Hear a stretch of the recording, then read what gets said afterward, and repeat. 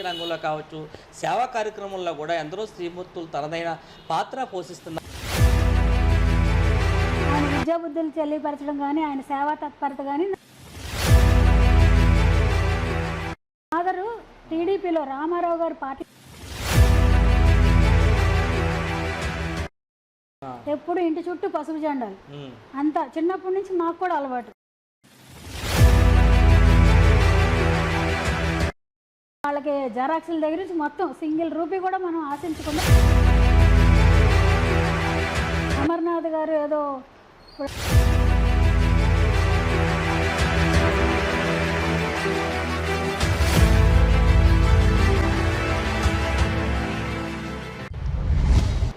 ప్రత్యేక కార్యక్రమానికి స్వాగతం. అలనాటి నుంచి నేటి వరకు చూసుకుంటే ఎందరో సేవామూర్తులు అంటే ఝాన్సీ లక్ష్మి కావచ్చు, మదర్ తెరీసా, సరోజినీ నాయుడు ఇలా చెప్పుకుంటూ పోతే వాళ్ళ స్ఫూర్తితో నేడు రాజకీయ రంగంలో కావచ్చు, సేవా కార్యక్రమంలో కూడా ఎందరో శ్రీమూర్తులు తనదైన పాత్ర పోషిస్తున్న పరిస్థితులన్నీ మనం చూస్తాం. అయితే ఈరోజైతే మనం ఒక ముఖ్య అతిథిని అయితే మనం పరిచయం చేసుకోబోతున్నాం. ఆమె కోసం మనం మాట్లాడుకోవాలి అంటే ఎవరైనా కష్టమని వచ్చినా, తలుపు కొట్టినా, ఫోన్ చేసినా నేనున్నానంటూ నిలబడడంతో పాటు అంటే చివరి వరకు కూడా ఆ సమస్య తీరేంత వరకు కూడా తన వెంట నడుస్తున్న ఒక ముఖ్య అతిథిని అయితే ఈరోజు మనం పరిచయం చేసుకోబోతున్నాం. గాజువాక ఓబీసీ మహిళా కన్వీనర్గా కూడా ఆమె సేవలు అయితే అందిస్తున్నారు. ఆమె ఎవరో కాదు, ఈగలపాటి యువశ్రీ గారే ఈరోజు మన గెస్ట్, మన ముఖ్య అతిథి కూడా. పరిచయం చేసుకునే ముందు ఒకసారి మేడం గారితో కూడా మాట్లాడే ప్రయత్నం అయితే మనం చేద్దాం. నమస్తే మేడం. నమస్తే అండి. అసలు ఎన్ని రోజులు బట్టి అనుకుంటున్నాం ఇంటర్వ్యూ చేద్దాం అని, కాకపోతే కొద్దిగా టైం లాగవడం, మీరు బిజీగా ఉండడం, అదే ఈ మధ్యన ఫారెన్ టూర్ కూడా వెళ్ళారని తెలిసింది. అంటే మొత్తం ఇంటర్వ్యూ అయితే మనం స్టార్ట్ చేస్తాం. అసలు మీరు పుట్టడం కానీ జర్నీ కానీ అంతే ఎక్కడ మేడం అంతా? మా తాతయ్య గారు వాళ్ళది, నాన్నమ్మ గారు వాళ్ళది విజయవాడ దగ్గర తెనాలి. తాతయ్య గారు ఆర్ఐఎంపీ డాక్టరు. ఆయన డాక్టరే కాకుండా ఆయన సర్వీస్ ఓరియంటెడ్గా ఫ్రీ సర్వీస్ చేసేవాళ్ళు. అలాగే ఫ్రీడమ్ ఫైటర్ కాబట్టి ఆయన ఆశయాలు మాకు రావడం జరిగింది.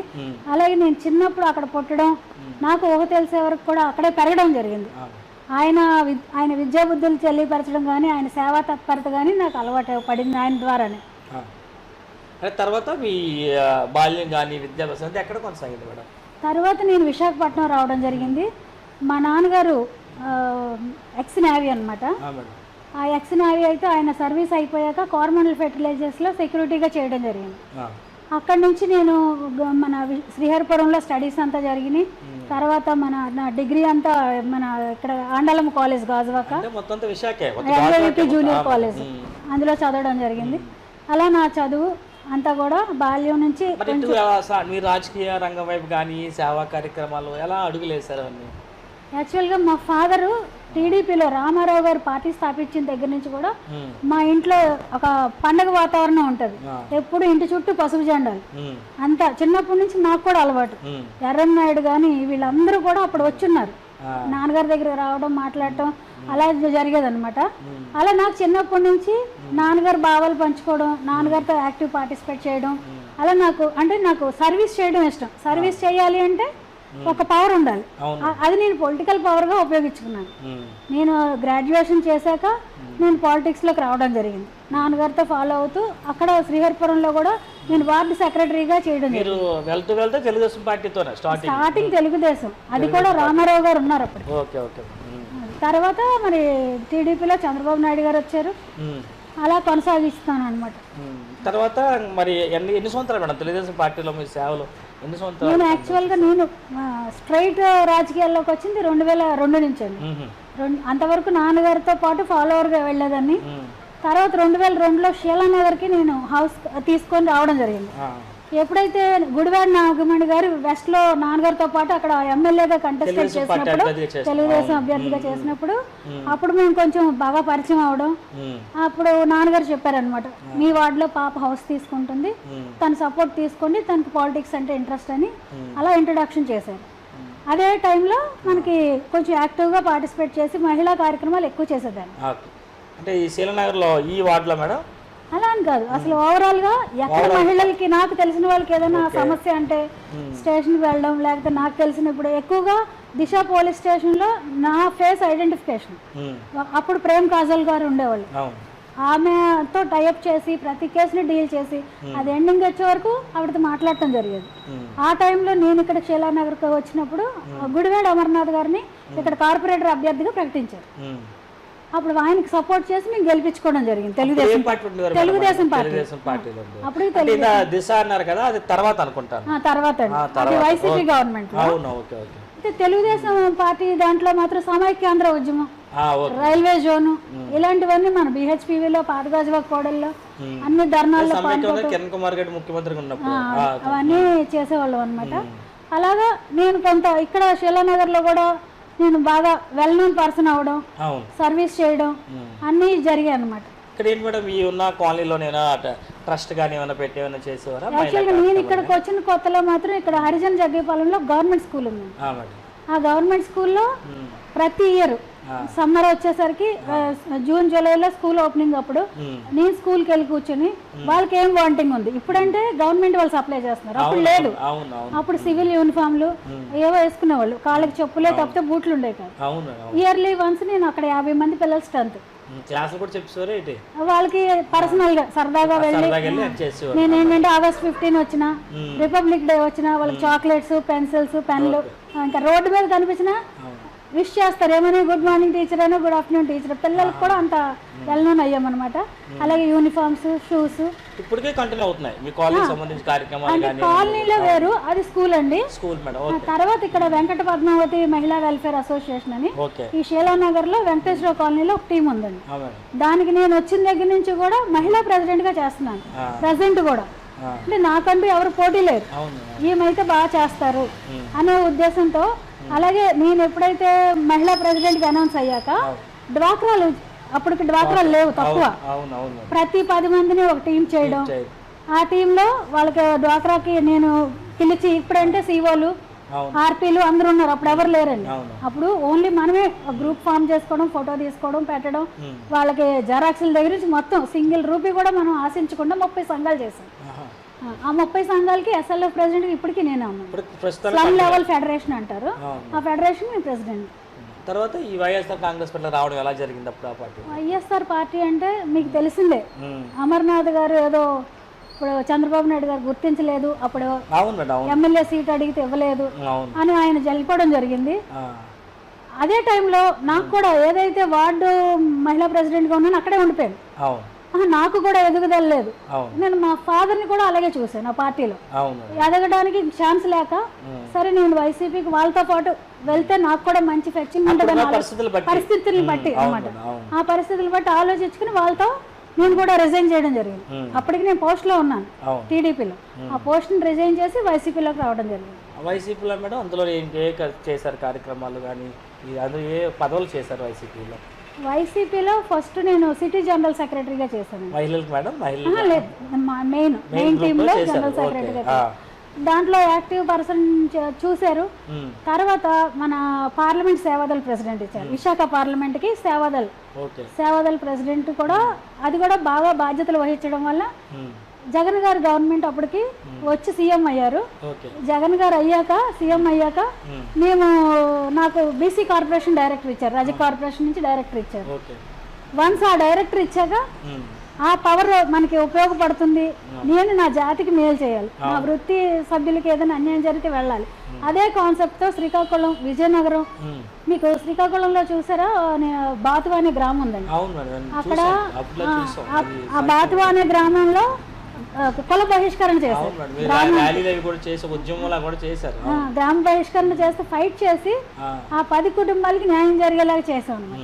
అది చూసి ఇప్పుడు జీవీఎల్ గారు అవ్వచ్చు, మన భారతీయ జనతా పార్టీ వాళ్ళు అవ్వచ్చు, మనకి మీరు అమ్మ చారిటీలు ఎక్కువ డోనర్ నండి. నేను అమ్మ ట్రస్ట్ కి బాగా హెల్ప్ చేస్తాను, వాళ్ళకి ఏం కావాలన్నా అలాగే వాళ్ళు చేసే ప్రతి కార్యక్రమానికి నేను అటెండ్ అవుతాను. మాతృదేవోభవ, లేకపోతే ఇప్పుడు రైతు దేవోభవ, ఇలాంటి కార్యక్రమాలు ఎక్కడ ఎంత దూరంలో ఉన్నా నా పనులతో పాటు దాన్ని కూడా నేను చేసుకోవడం జరుగుతుంది. అలాగే ఒకటండి, ఇంత సపోర్ట్ కూడా మా హస్బెండ్, పిల్లలండి, వాళ్ళ సపోర్ట్తో. ఎందుకంటే ఇప్పుడు పిల్లలు ఆయన కూడా అక్కడ, ఇప్పుడు మా వారు కెమికల్ ఇంజనీర్గా దుబాయ్లో చేస్తున్నారు.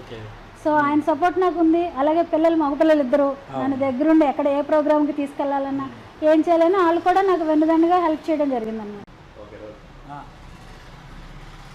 మీరు అన్నారు బ్యాలెన్స్ చేసుకోవడం ఎలా అని. అవును. ఆ బ్యాలెన్స్ చేసుకోవడం అన్నది ఏంటంటే నా హస్బెండ్ అవ్వచ్చు, పిల్లలు అవ్వచ్చు, నేను ఫుల్ టైం రాజకీయానికి కేటాయించిన వాళ్ళు నాకు సపోర్ట్ చేస్తూ ఏదైనా ఇంట్లో వర్క్స్ ఉన్నా వాళ్ళు చేసుకుంటూ నాకు సపోర్ట్ ఇచ్చేవాళ్ళు.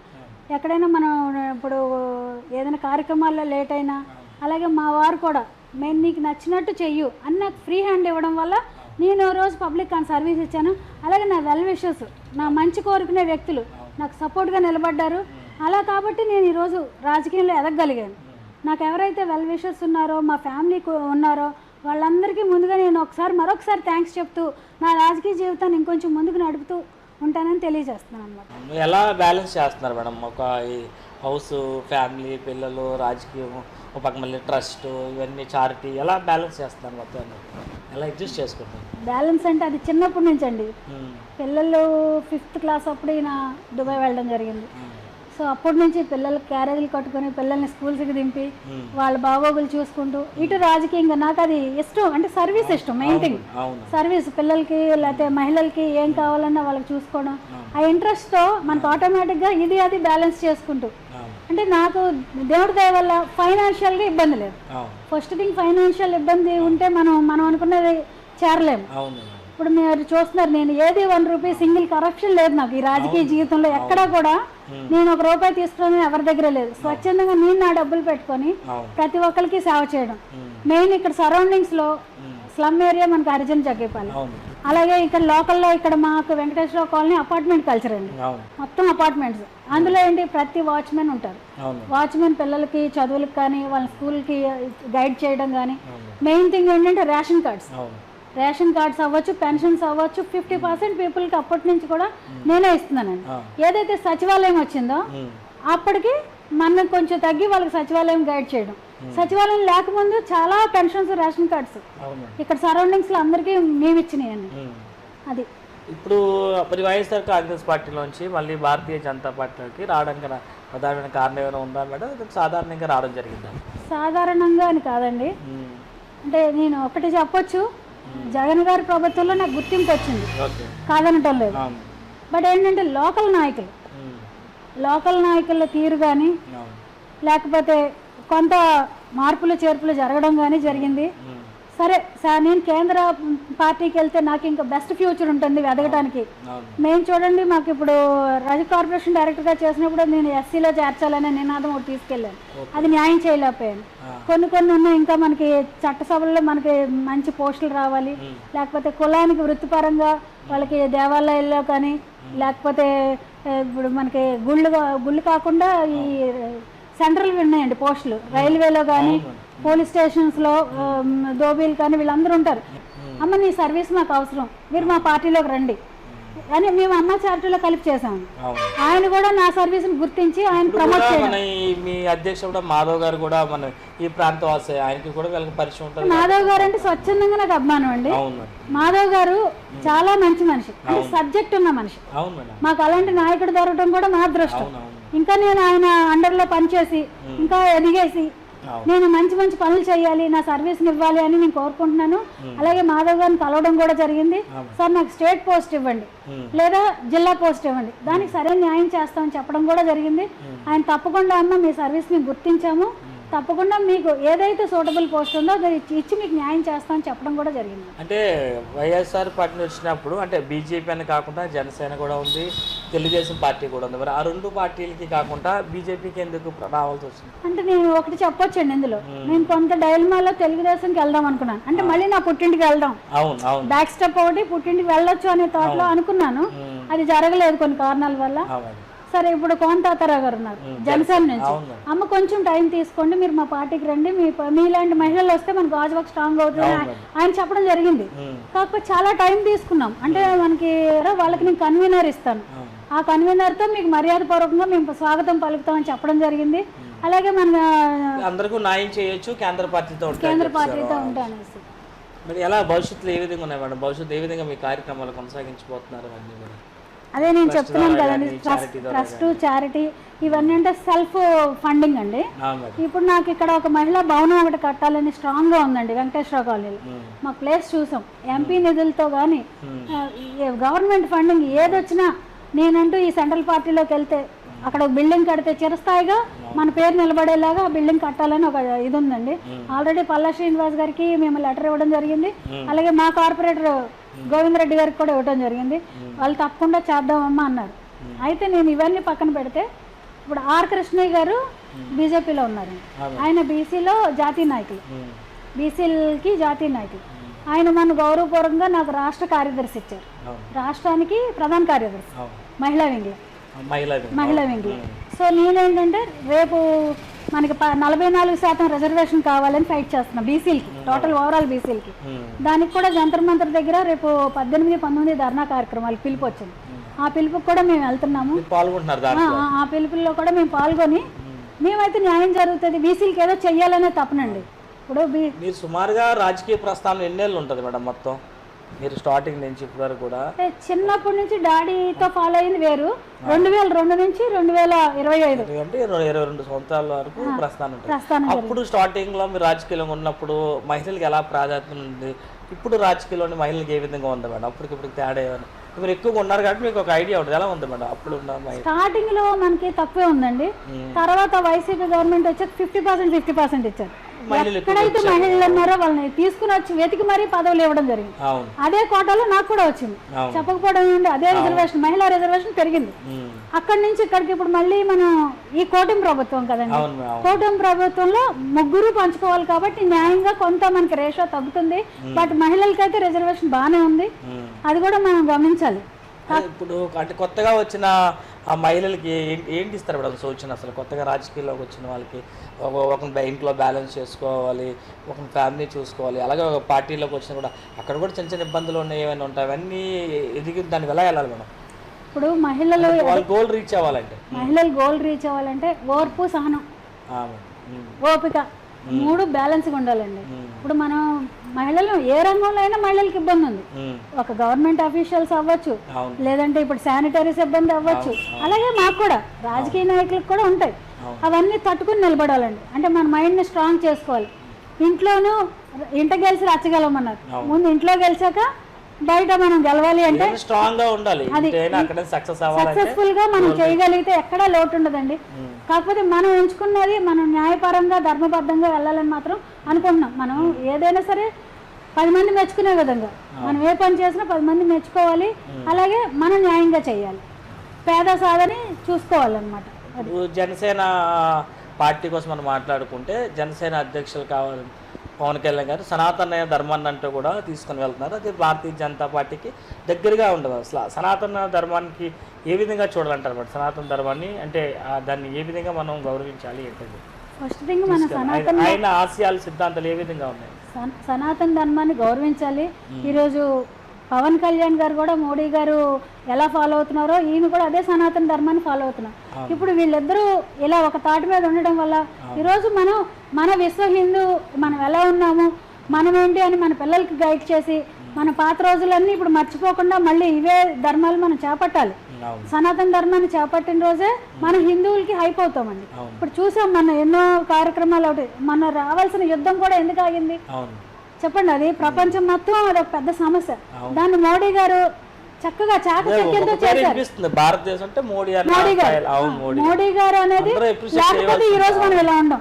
పార్టీలకు అతీతంగా ఆయన అందరూ కూడా అప్రిషియేట్ చేయాల్సిన అంశాలు రెండు కూడా దగ్గరే కదా. అటు బీజేపీ కావచ్చు, జనసేన కానీ, ఆశయాలు కానీ, సిద్ధాంతాలు హిందూ ధర్మాన్ని కాపాడాలన్నది ప్రధాన.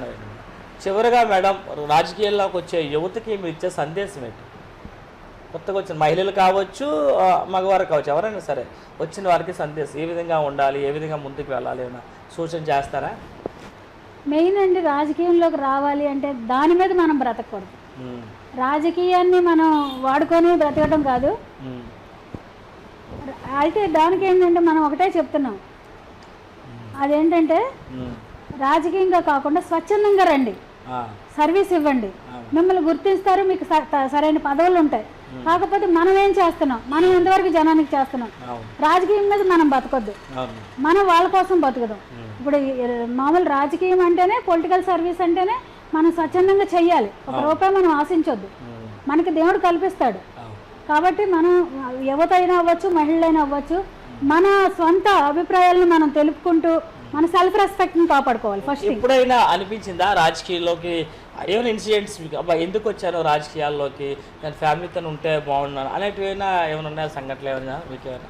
అంటే ఒక్కొక్కప్పుడు అనిపిస్తుంది. అవును అంటే ఇప్పుడు మనం ఎక్కడో మా వారు దుబాయ్లో ఉన్నారు, ఎంతో డబ్బు పంపిస్తున్నారు. నేను ఈ పొలిటికల్ సర్వీస్లో ఎంత ఖర్చు పెట్టాను నాకే తెలియదు. అవును చాలా చాలా ఖర్చు పెట్టాను. ఆ రోజు అనుకున్నా అయ్యో వెనక్కి తిరిగి చూస్తే నేనంటూ ఏం సేవ్ చేశాను. కాకపోతే ఒకటి గొప్పగా చెప్పగలను, రాష్ట్రం అంతా పలానా యువశ్రీ అంటే పేరు వచ్చింది. ఈరోజు జగన్మోహన్ రెడ్డి గారు కూడా యువశ్రీ అమ్మ అంటారు. ఒక మినిస్టర్ మన ముఖ్యమంత్రిగా చేసిన వ్యక్తి కూడా నన్ను గుర్తిస్తున్నారంటే నాకు అది చాలండి.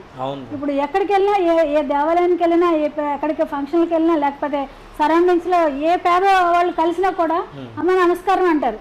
అది అందరికీ లభ్యం అవదు. అది మనకు వచ్చింది అంటే అది చాలా సంతోషం అనిపిస్తుంది. ఒక్కొక్కసారి అది గుర్తొచ్చినప్పుడు మర్చిపోతాం అంతా కూడా. భారతీయ జనతా పార్టీలో ఏ విధంగా ముందుకు వెళ్ళబోతున్నారు, ఏ విధంగా మేము చూడొచ్చు?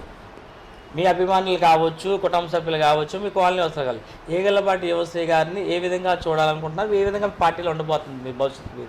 అంటే యాక్చువల్గా రాష్ట్ర స్థాయి అయిపోయింది, జిల్లా స్థాయి అయిపోయింది, కానీ నేను వార్డులో కార్పొరేటర్గా ఎదగాలనుకున్నాను. నా వార్డుని నేను బాగు చేసుకోవాలి.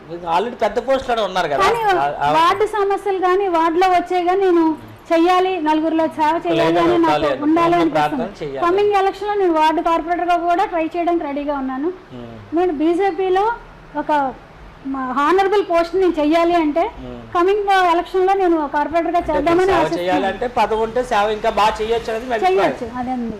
ఓకే మేడం, అనేక అంశాలు కూడా మీ 22 సంవత్సరాల రాజకీయ జర్నీలో అనేక అంశాలు, అడుగుదలు అన్నీ కూడా చూసాం కదా. ఇప్పటి వరకు కూడా ఈగలపాటి యువశ్రీ గారు 22 సంవత్సరాల్లో తన జర్నీ, అంటే వాళ్ళ నాన్నగారు అంటే వాళ్ళ తాతగారు కూడా ఫ్రీడమ్ ఫైటరు, అక్కడి నుంచి నాన్నగారు కూడా అప్పట్లో తెలుగుదేశం పార్టీలో కూడా రాజకీయంలో ఉన్నాడు. నాన్నగారు ఆశయాలు సిద్ధాంతాలతో పాటు 22 సంవత్సరాలు తన జర్నీ కొనసాగిస్తున్నారు. తెలుగుదేశం పార్టీ అంటే ఏ పార్టీలో ఉన్నా, తర్వాత వైఎస్ఆర్ కాంగ్రెస్ పార్టీలో ఉన్న, ప్రస్తుతం భారతీయ జనతా పార్టీలో ఏ పార్టీలో ఉన్నా ప్రజలకి సేవ చేయాలని ఒకే ఒక కాంక్షతో ముందుకెళ్తున్న పరిస్థితి.